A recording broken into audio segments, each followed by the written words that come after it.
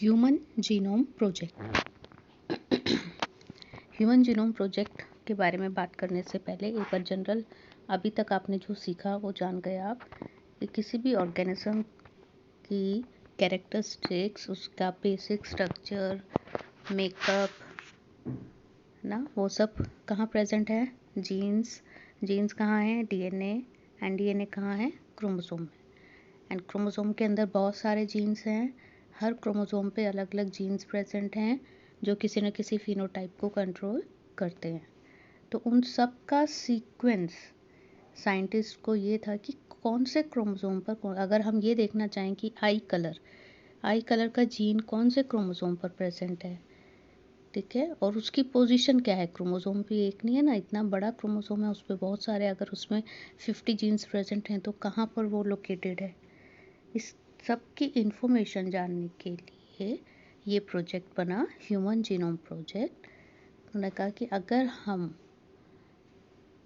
सभी क्रोमोसोम्स पर जीन्स की लोकेशन आइडेंटिफाई कर पाएँ और हमारे पास पूरा जीनोम की डिकोडिंग हो जाए कि यहाँ से यहाँ तक ये जीन है, यहाँ से यहाँ तक ये जीन है, chromosome number 1, position number this, location this, इस तरीके से पूरी इंफॉर्मेशन आ जाए, ठीक है। बट उन्होंने चाहा क्यों ये सब करना, ठीक है, जीनोम को डिकोड करना, उसके पूरे सीक्वेंस को नोट डाउन करने के बारे में, पता लगाने के बारे में कैसे जाना, क्यों चाहा, रीज़न क्या था, ठीक है।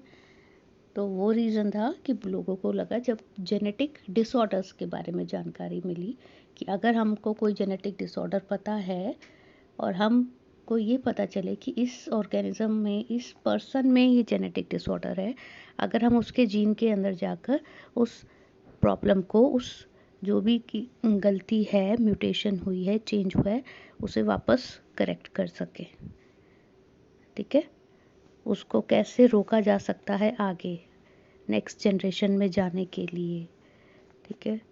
तो ये सब इन्फॉर्मेशन, अगर एक तो इन्फॉर्मेशन कहाँ कहाँ है ये पता हो, फिर उसका हम यूज़ इलाज के लिए कैसे कर सकते हैं, वो सब चीज़ें, ठीक है। तो ह्यूमन जीनोम प्रोजेक्ट, अब डीएनए इतना बड़ा, ठीक है, उसकी लेंथ याद है कितनी बताई थी, कितने मीटर्स थी? 2, 4, 10, 15, कितना? ह्यूमन जीनोम प्रोजेक्ट के लिए लेंथ ऑफ डीएनए अगर आप याद करो मीटर्स में, ठीक है। बट उसमें भी जब हम उसको डिकोड करेंगे हमें बेस पेयर्स लिखने, तो वो बेस पेयर्स लिखने के लिए जो एस्टिमेट लगाया, काउंट हुआ, वो बहुत बड़ा था, बहुत बड़ा, कि उसके लिए भी कितना टाइम लगेगा, क्या लगेगा, ठीक है। इसीलिए इसको एक मेगा प्रोजेक्ट कहा गया कि ये एक इंसान एक दिन में, एक साल नहीं कर सकता, बहुत सारे लोग अलग अलग मिलकर काम करेंगे तभी होगा, और ये बहुत ज़्यादा टाइम लगने वाला था, ठीक है। तो it was a very ambitious project. Launch कब हुआ? 1990 में। इसको मेगा प्रोजेक्ट कहा गया क्योंकि उसके अंदर रिक्वायरमेंट बहुत ज़्यादा थी, ठीक है। रफली ह्यूमन जीनोम में, ह्यूमन डीएनए में कितने बेस पेयर्स प्रेजेंट हैं वो पता था, ठीक है। उसको पता लगाने के लिए, डिकोड करने के लिए लैब में जो भी रिसर्च वर्क करते, उसके लिए जो खर्चा था वो उस समय उन्होंने कैलकुलेट करा $3 पर बेस पेयर। एक बेस के रफली इतने से उन्होंने लगाया, इतना टोटल खर्चा होने वाला है, $9 बिलियन। और जब उसको अगर हम लिखेंगे, किसी बुक में लिखना, टाइप करने लगे, तो कितनी जगह वो लेगा? 1000 लेटर्स, 1000 पेजेस। 1000 पेजेस वाली कोई बुक है जिसमें 1000 लेटर्स, ठीक है, ईच पेज पर, हर पेज पे 1000 लेटर्स टाइप्ड हैं, और बुक में पेजेस भी कितने हैं? 1000। तो टोटल कितनी बुक्स लग जाएंगी, भर जाएंगी? 3300, ठीक है। इतना बड़ा ये प्रोजेक्ट था। Goals of human genome project, क्या क्या गोल्स थे, ठीक है। फर्स्ट, टोटल जितने भी जीन्स प्रेजेंट हैं उनके बारे में जानकारी लेना, ठीक है, आइडेंटिफाई करना, फिर उनका सीक्वेंस को डिटरमिन करना, उस इंफॉर्मेशन को डेटाबेस में स्टोर करना और इस इंफॉर्मेशन का पता लगाने के लिए डाटा एनालिसिस करने के जो टूल्स हैं उनमें इम्प्रूवमेंट करना ताकि ये बेटर और कैसे हो सकता है, ठीक है। और कौन सी टेक्निक्स या टेक्नोलॉजी हैं उनको दूसरे सेक्टर से ट्रांसफ़र करके यहाँ लाना। Address the ethical, legal and social issues. बहुत लोग ना इसको ऑब्जेक्ट कर रहे थे कि ये क्या कर रहे हैं, क्यों डिकोड करना चाहते हैं पूरी इन्फॉर्मेशन लेकर, इसका मिसयूज़ होगा। कुछ साइंटिस्ट तो ह्यूमन के फेवर में अच्छे काम के लिए यूज़ करेंगे, लेकिन कुछ होंगे जो गलत भी कर सकते हैं। तो उसके लिए भी लोगों की बहस होगी, कोई केस कर रहा है, कोई कुछ कर रहा है, तो उसको भी कैसे टैकल करना है, कैसे हैंडल करना है, ठीक है। कितने टाइम का प्रोजेक्ट था? 13 ईयर प्रोजेक्ट। और US department of energy and national institute of health इन्होंने मिलके स्टार्ट करा। स्टार्टिंग में वेलकम ट्रस्ट ऑफ यूके, ये भी इनका पार्टनर था।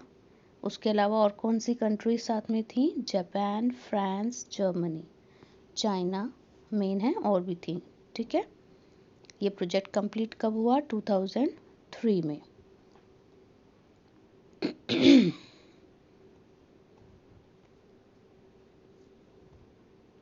अब इससे जो भी नॉलेज मिली कि क्या क्या जीन्स कहाँ प्रेजेंट हैं, ह्यूमन बॉडी की अंडरस्टैंडिंग, ह्यूमन बायोलॉजी की अंडरस्टैंडिंग के साथ साथ नॉन ह्यूमन ऑर्गेनिजम्स का डीएनए सीक्वेंस भी हम कोड कर सकते हैं।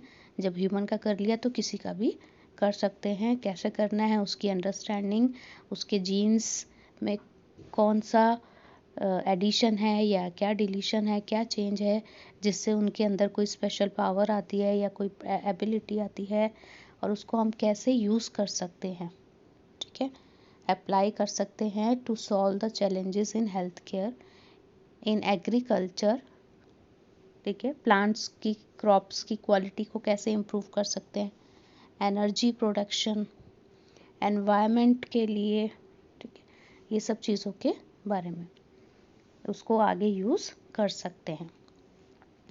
ह्यूमन के अलावा और ऑर्गेनिजम्स का भी डिकोडिंग डीएनए किया गया है। फॉर एग्जांपल बैक्टीरिया, यीस्ट, ठीक है, a free living nematode, then Drosophila, plants में राइस, इन सब का भी हो गया, ठीक है। मेथड्स, कौन से मेथड यूज़ करें? मेथड्स के अंदर दो मेन अप्रोचेस थे, दो तरीके थे। कुछ साइंटिस्ट ने एक तरीके से काम करा, कुछ ने दूसरे से। तो दो अप्रोचेस कौन से थे? पहली अप्रोच तो फर्स्ट अप्रोच थी identify all the genes that are expressed as RNA.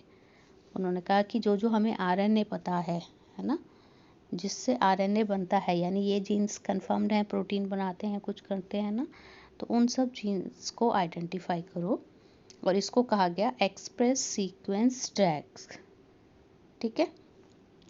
दूसरा अप्रोच था ब्लाइंड अप्रोच। एक था एक्सप्रेस सीक्वेंस टैग, जिसमें हमको जो पता था कि ये प्रोटीन बनता है, ये प्रोटीन बनता है तो इसका आरएनए क्या होगा, आरएनए पता है तो उससे डीएनए क्या होगा, इस तरीके से उसको करना। और दूसरा था ब्लाइंड अप्रोच, कि आपने पूरा जीनोम ले लिया, उसके अंदर कहाँ पर जीन्स हैं, कहाँ पर नहीं हैं, कोडिंग, नॉन कोडिंग सीक्वेंस जो भी हैं उनको, मतलब डीएनए के पीसेस करके, और फिर उसको आप आइडेंटिफाई करते रहो। बाद में उसको सेट को असाइन करो और उसको देखो कि वो कहाँ पर है, कहाँ पर नहीं है, फंक्शनल है, यूज़फुल है, नॉन यूज़फुल है, क्या है। इसको कहा गया सीक्वेंस एनोटेशन, कि सीक्वेंस वाइज उनको बाद में मार्क करना, पहले कर लो रैंडम मेथड से, ठीक है। तो पहला मेथड था एक्सप्रेस सीक्वेंस टैगिंग और सेकंड था सीक्वेंस एनोटेशन। सीक्वेंसिंग करने के लिए डीएनए एक सेल से निकाला, आइसोलेट करते हैं, उसको पीसेस में कट करा, उसकी कॉपीज़ बनाई, क्लोनिंग करा, मतलब उसकी मल्टीपल कॉपीज़ बनाई। क्यों? क्योंकि एक डीएनए एक साइंटिस्ट यूज़ कर रहा है और किसी वजह से ख़राब हो गया, ये वो काम नहीं कर पाया, तो फिर दोबारा वो कहाँ से लेगा? तो सेल में से डीएनए निकालना, उसको आइसोलेशन ऑफ डीएनए, आइसोलेट करने के बाद उस डीएनए की मल्टीपल कॉपीज़ बना ली ताकि बार बार यूज़ कर सको एक ख़राब होगी तो कोई बात नहीं, आपके पास दूसरी कॉपी है, आप उसको यूज़ कर लो, ठीक है। तो डीएनए को आइसोलेट करा, उसके फ्रेगमेंट्स करे, है ना। ये सब करने के बाद उसकी क्लोनिंग करी, यानी मल्टीप्लिकेशन, उसकी मल्टीपल कॉपीज़ बनाई और उसको यूज़ करा। और उसको कॉपीज़ बनाने के लिए, आइडेंटिफाई करने के लिए कि किस फ्रेगमेंट में कौन सा जीन है, उससे क्या बनेगा, उसके लिए कुछ वेक्टर्स यूज़ करे, होस्ट सेल्स यूज़ करे। तो उसके अंदर जो होस्ट यूज़ करे, जिनके अंदर फिर वो जीन्स से चेकिंग करते थे कि इससे क्या बनेगा, उसके लिए उन्होंने यूज़ करा बैक्टीरिया और यीस्ट को, ठीक है। बैक्टीरिया के अंदर हमारा ह्यूमन डीएनए पहुंचाने के लिए जो वेक्टर यूज़ करे उनको बोला बैक्टीरियल आर्टिफिशियल क्रोमोसोम्स, और जो यीस्ट के लिए वेक्टर था उसका नाम था यीस्ट आर्टिफिशियल क्रोमोसोम, ठीक है। वे फ्रेगमेंट्स की धीरे धीरे सीक्वेंसिंग करने के बाद उसको डीएनए के सीक्वेंस के अकॉर्डिंग प्रॉपर सेटअप लगाने की कोशिश करते गए। उसके लिए एक मेथड डेवलप किया था फ्रेडरिक सैंगर ने, ठीक है।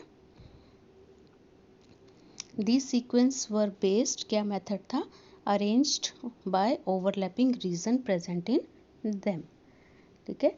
क्योंकि फ्रेगमेंट डीएनए के करे रैंडमली, तो किसी ने कोई फ्रेगमेंट की आंसर निकाला, किसी ने किसी का, तो बहुत सारा ऐसे सीक्वेंस थे जो एक दूसरे के ऊपर ओवरलैप हो रहे थे, यानी कॉन्टिन्यूटी में आ रहे थे।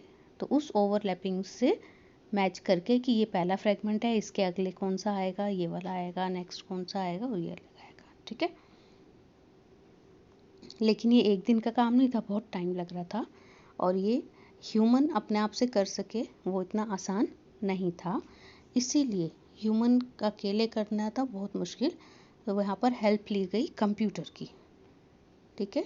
कंप्यूटर के अंदर क्रोमोसोम्स के सीक्वेंस को डाले गए और उससे उस सीक्वेंस को पूरा क्रोमोसोम के अंदर कहाँ कहाँ कौन सा सेट कैसे तैयार होगा वो पता लगाया गया। Chromosome number 1 was completed in May 2006। ये लास्ट था। ह्यूमन का जो क्रोमोसोम 1 है उसकी सीक्वेंसिंग सबसे लास्ट में हुई। कब हुई?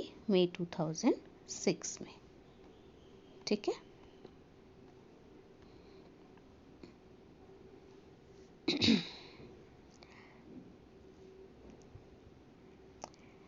एक और दूसरा काम कि आपने सीक्वेंस आइडेंटिफाई कर लिया, उसके बाद इसकी फिजिकल मैपिंग ऑन जीनोम, यानी पूरे क्रोमोसोम्स पे लोकेशंस मार्किंग करना, जैसे मैप में होता है ना कहाँ कहाँ क्या है, इस तरीके से पूरा मार्किंग करना। उसके लिए भी अलग अलग स्पेशल साइट्स को यूज़ करा गया लोकेशंस को पता लगाने के लिए। जीन के ऊपर इंफॉर्मेशन, उनमें एक स्पेशल रिस्ट्रिक्शन साइट्स होती हैं, उनकी हेल्प से, फिर माइक्रो सैटेलाइट्स होते हैं, उनकी हेल्प से वहाँ पर आइडेंटिफिकेशन करके प्रॉपर क्रोमोसोम के ऊपर जीन्स कहाँ कहाँ प्रेजेंट होंगे उनकी लोकेशन कंफर्म की गई, ठीक है। अब ह्यूमन जीनोम प्रोजेक्ट के फीचर्स। ह्यूमन जीनोम प्रोजेक्ट की पूरा हो गया, सब कुछ हो रहा है, तो उसमें हमें क्या क्या इन्फॉर्मेशन मिली या क्या, ठीक है। ह्यूमन जीनोम में कितने बेस पेयर्स हैं, एवरेज कितना है, ठीक है। टोटल नंबर ऑफ जीन्स कितने, पता चला कि इनमें से 50% के जो जीन्स वहाँ पे मिले उनका अभी हमको फंक्शन ही पता नहीं है, काम पता ही नहीं है, ठीक है। जितने भी उसके अंदर कोड्स मिले उसमें से ओनली 2% कोड फॉर प्रोटीन्स, जबकि हम कहते हैं हमारी बॉडी में मैक्सिमम काम प्रोटीन कर रहे हैं, बट स्टिल प्रोटीन के अलावा भी बहुत सारे। तो प्रोटीन के लिए जो कोड्स हैं वो टोटल डीएनए का ओनली 2% है, ठीक है। रिपीटेटिव सीक्वेंसेस मिले, ठीक है। उन्होंने देखा डीएनए में कुछ सीक्वेंस ऐसे हैं जो रिपीट हो रहे हैं, और कुछ 1-2 बारी हो रहे हैं, कुछ 10 बारी, कोई बारी कुछ 100 टाइम्स भी रिपीट हो रहे हैं, 1000 टाइम्स भी रिपीट हो रहे हैं। They do not code for anything, किसी चीज़ के लिए कोड नहीं कर रहे, लेकिन स्टिल वो क्रोमोसोम के स्ट्रक्चर के लिए, क्रोमोसोम के फंक्शनिंग के लिए और ऑर्गेनिज्म के इवोल्यूशन में इम्पोर्टेंट रोल प्ले करते हैं। ठीक है, ह्यूमन का क्रोमोसोम नंबर 1 सबसे लार्ज है, सबसे ज़्यादा जीन्स मिले उसमें, और वाई क्रोमोसोम में सबसे फ्यू, सबसे कम। ठीक है, 1.4 मिलियन लोकेशंस ऐसी मिली डीएनए में जहां पर single base DNA differences, single nucleotide polymorphism, पूरा सीक्वेंस सेम है, सिर्फ एक बेस पेयर अलग है। ठीक है, इनको हम शॉर्ट में बोलते हैं snips, SNPs, single nucleotide polymorphism, ये अलग है।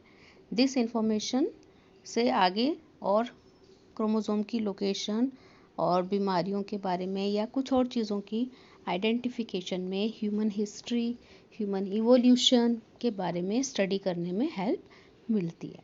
ठीक है, तो ये 8-9 पॉइंट्स जीनोम के बारे में जो हमें जानकारी मिली वो। अब उसका यूज़, एप्लीकेशन, डीएनए सीक्वेंस का यूज़ अभी हमने जैसे बताया बीमारियों के बारे में, या प्लांट्स में देखें तो क्रॉप की इम्प्रूवमेंट के बारे में, है ना।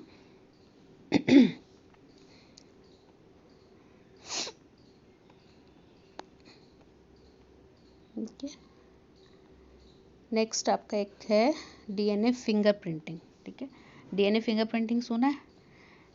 किसी दो इंसान का डीएनए सेम नहीं होता, सबका अपना डीएनए डिफरेंस होता है। तो डीएनए मैचिंग कैसे करते हैं, डीएनए फिंगरप्रिंटिंग कैसे करते हैं। ठीक है, इट इज़ दिस। अब इसके अंदर जो डिफरेंसेस मिले, उन्होंने कहा कि 99.9% डीएनए सेम है, सबका सेम होता है, सिर्फ 0.1% ही अलग है। पर वो जो 1% ही अलग है वही इम्पॉर्टेंट है, उसी से हम पहचान पाते हैं कि ये डीएनए किसका है, दो इंडिविजुअल का सेम है या नहीं। ठीक है, डीएनए फिंगरप्रिंटिंग, तो जो सेम जीन्स हैं उनको नहीं ढूंढते हम, डिफरेंस क्या है, जो फ़र्क वाली चीज़ है उसको ढूंढते हैं। और फ़र्क कहाँ मिलता है हमको, रिपीटेटिव डीएनए में। कुछ डीएनए सीक्वेंसेस अभी बताया था ना जो रिपीट होते रहते हैं, एक सीक्वेंस है बेस पेयर का, मान लो 10 पे हैं, AG, और ये सेट फिर आ गया, फिर आ गया, फिर आ गया, फिर आ गया, कंटिन्यू रिपीट हो रहा है। ठीक है, तो ये small stretch of DNA which is repeated many times, but ये कितने बार रिपीट हुआ है ये हर ह्यूमन में अलग अलग है, किसी में 50 टाइम्स है, किसी में 100 टाइम्स है, किसी में कितना है। इस तरीके से बहुत सारे रिपीटेटिव सीक्वेंसेस हैं, उनको मिलाया जाता है और उससे चेक करते हैं कि ये डीएनए सेम है या नहीं। ठीक है,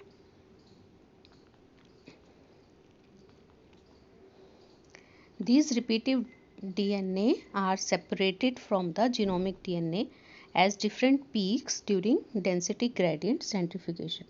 जब सेंट्रीफ्यूगेशन करते हैं तो ये एक अलग अलग पीक्स देते हैं, मतलब ग्राफ में अगर प्लॉट करें सेंट्रीफ्यूगेशन के प्लॉट को तो ये अपना पॉइंट अलग से शो करते हैं। ठीक है, main DNA major peak show करता है और स्मॉल पीक्स होती हैं सैटेलाइट डीएनए। ठीक है, तो सैटेलाइट डीएनए और इनकी जो कॉम्पोजिशन है कितनी हैं उसके हिसाब से इन सैटेलाइट डीएनए को बोला जाता है माइक्रो सैटेलाइट या मिनी सैटेलाइट, इस तरीके से नाम दिया जाता है। ये डीएनए किसी प्रोटीन के लिए कोड नहीं करते। ठीक है, बस इसके अंदर मल्टीपल कॉपीज़ प्रेजेंट होती हैं, पॉलीमॉर्फिज्म, पॉली मतलब मैनी, मॉर्फ मतलब कॉपीज़, तो मल्टीपल कॉपीज़ में ये प्रेजेंट होते हैं और इन्हीं को हम डीएनए फिंगरप्रिंटिंग में यूज़ करते हैं। ठीक है, ये डीएनए हमको किसी भी टिश्यू से, सेल से मिल सकता है, hair, blood, skin, blood, saliva, किसी का भी हो सकता है। ठीक है, और उससे लेकर हम यूज़ करते हैं इसको।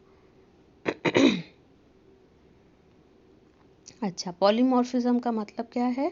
Variation at genetic level arise due to mutation. Base pair एक सेट बन गया, एक सीक्वेंस, और दूसरे में उसके अंदर कुछ चेंज आ गया, फिर उसकी कॉपीज बन रही हैं। ठीक है, वेरिएशन आ गई, चेंज होता जा रहा है, इस तरीके के सीक्वेंस के अंदर उसको देखते हैं। ठीक है, और ये म्यूटेशन ऐसी हैं, सीक्वेंस में चेंज हो गया। अब क्योंकि वो सीक्वेंस सैटेलाइट डीएनए किसी जीन का पार्ट नहीं है, किसी प्रोटीन के लिए कोड नहीं करते, यानी वो फिनोटाइप में शो नहीं होते, तो उसमें म्यूटेशंस होती भी हैं तो वो म्यूटेशन हमको अफेक्ट नहीं करती। ठीक है, तो उसके क्योंकि वो अफेक्ट नहीं हो रही लेकिन generation to generation pass on हो रही हैं, तो एक फैमिली के अंदर वो हम मिला सकते हैं, यानी दो अलग फैमिली के ऑर्गेनिजम्स का डीएनए हम मैच करेंगे तो एक के अंदर सीक्वेंस कुछ और होगा, दूसरे के अंदर उसके सीक्वेंस में कुछ डिफरेंस होगा। तो ये इनहेरिटेबल म्यूटेशन है जो अफेक्ट नहीं करती। ठीक है, और इसको हम बोलते हैं प्रोसेस को डीएनए पॉलीमॉर्फिज्म।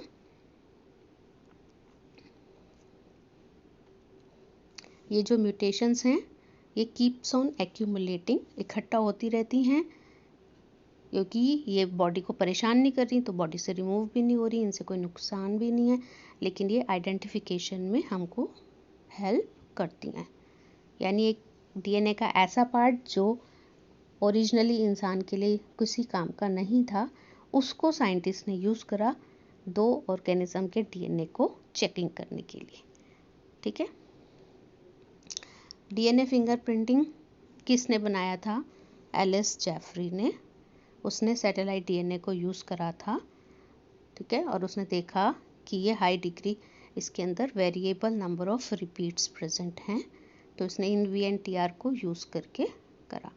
और उसके साथ दूसरी टेक्निक थी सदर्न ब्लॉट, यूज़ करते हैं हाइब्रिडाइजेशन, जिसमें रेडियो लेबलिंग यूज़ की जाती थी कि इसको एक बार रेडियो लेबल कर दिया, फिर उसके अकॉर्डिंग कितना काउंट है उसको चेकआउट कर सकते हैं। ठीक है, इसके अंदर स्टेप्स क्या क्या हैं डीएनए फिंगरप्रिंटिंग के? सबसे पहले डीएनए को आइसोलेट करा, देन उसको एंजाइम्स की हेल्प से कट करा, फिर वो जो फ्रेगमेंट्स हैं उनको सेपरेट करा, आइसोलेशन, देन डीएनए का डाइजेशन, देन सेपरेशन। सेपरेशन के लिए प्रोसेस यूज़ करते हैं इलेक्ट्रोफोरेसिस। उसके बाद उसको शीट पे जो सेगमेंट्स थे डीएनए के उनको शीट पे लाए, उसे बोलते हैं ब्लॉटिंग, ट्रांसफ़र करना। देन उसको हाइब्रिडाइजेशन करना, यानी प्रॉप के साथ उसको जोड़ना, रेडियो लेबलिंग करना उसकी। उसके बाद उसकी ऑटो रेडियोग्राफी करना, यानी उसको अब एक्सरे मशीन या अल्ट्रावायलेट रेज किसी के अंदर उसको चेक करना और आइडेंटिफाई करना, डिटेक्ट करना। ठीक है, ये देखिए, ये पिक्चर आपको दिखाई है, ये क्रोमोसोम नंबर 7 और chromosome number 2, then chromosome number 16, दो इंडिविजुअल हैं A एंड B। ठीक है, इनके 3 क्रोमोसोम हैं जिसके कुछ सीक्वेंस अलग अलग दिखाई दे रहे हैं, 3 कलर से जो मार्क करा है सीक्वेंस। ठीक है, अब ये जो टैंडम रिपीट्स हैं उनकी लोकेशन C का जो ग्राफ है वो ये आया, A और B का ये आ रहा है। ठीक है, अब इसके अंदर जो C है, क्राइम सीन से ब्लड मिला, उसका सैंपल है। अब उसको मैच करना है A से या B से। दो उनके पास लोग हैं जिन पे उन्हें डाउट है कि ये किसका ब्लड है, A का या B का।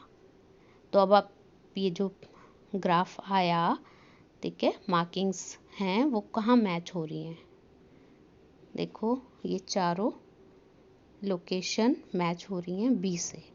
इसका मतलब क्राइम सीन पे जो ब्लड मिला था जिसको उन्होंने C बोला था वो एक्चुअली किसका है, B पर्सन का है। ठीक है, तो इस तरीके से डीएनए सीक्वेंसिंग जब करते हैं कि कुछ पर्टिकुलर क्रोमोसोम्स का टैंडम रिपीट्स का एक ग्राफ प्लॉट करते हैं, इलेक्ट्रोफोरेसिस करते हैं और उसके बाद उसको मैच किया जाता है कि वो किससे मैच कर रहा है। ठीक है।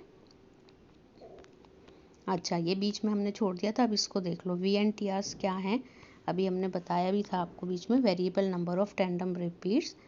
ठीक है, सैटेलाइट DNA पे होते हैं, मिनी सैटेलाइट में। इसके अंदर कॉपीज होती हैं मल्टीपल, एक किसी भी उसकी। ठीक है और वो अलग अलग डिफरेंस, 2% में वो डिफरेंट क्यों है, क्योंकि म्यूटेशन से कुछ वहाँ पर चेंजेस आ चुके हैं। तो एक ऑर्गेनिज्म में वो सीक्वेंस अलग है, दूसरे में उसमें थोड़े चेंजेस हैं। ठीक है, उसी डिफरेंस को हम यूज़ करके पहचान करते हैं DNA सेम है या नहीं है। ओके,